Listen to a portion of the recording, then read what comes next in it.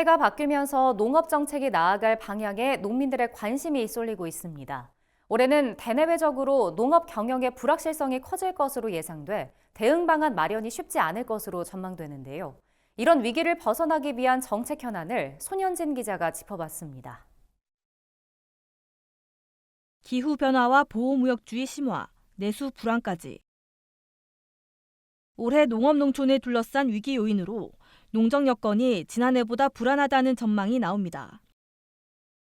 이런 상황을 타개하려면 시급히 대응해야 할 정책 현안은 무엇인지 농업계 안팎의 이목이 집중됩니다.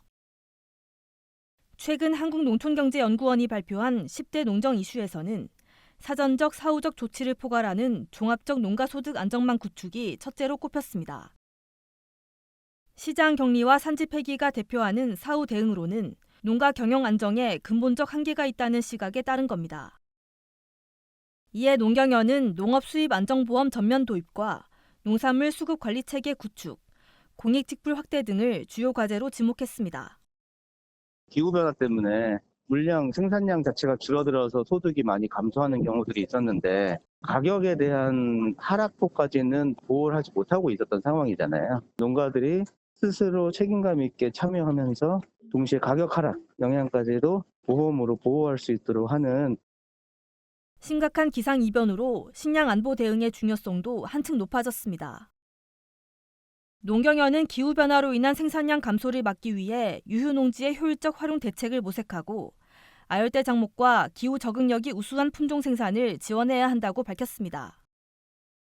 농지 제도 개편도 올해의 주요 사안입니다. 농지 이용 범위를 늘려야 한다는 요구에 부응해 정부가 규제 완화에 나서고 있지만 이는 농지 보전을 우선적으로 고려해야 한다는 지적이 나왔습니다. 규제 완화가 자칫하면 농촌 난개발로 이어질 수 있기 때문인데 대안으로는 사전 계획에 따라 설정한 특별지구 등에 한해서만 농산업 시설을 허용하는 방안이 제시됐습니다. 소멸 위험에 처한 농촌 지역을 살릴 묘수도 시급합니다. 농경연에 따르면 지난해 전국 1,404개 읍면 중 절반이 넘는 51.7%가 소멸 위험, 고위험 지역인 걸로 나타났습니다.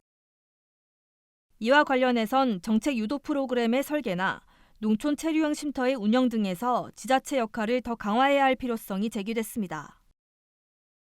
농업계에선 트럼프 2기 행정부의 보호무역주의 강화가 우리 농업에 미칠 영향과 그 대응 방안에도 촉각을 세우고 있습니다. 미국이 농산물 수입 확대를 요구할 가능성과 함께 중국을 글로벌 공급망에서 배제하는 등 공격적인 통상 정책이 예상되기 때문입니다.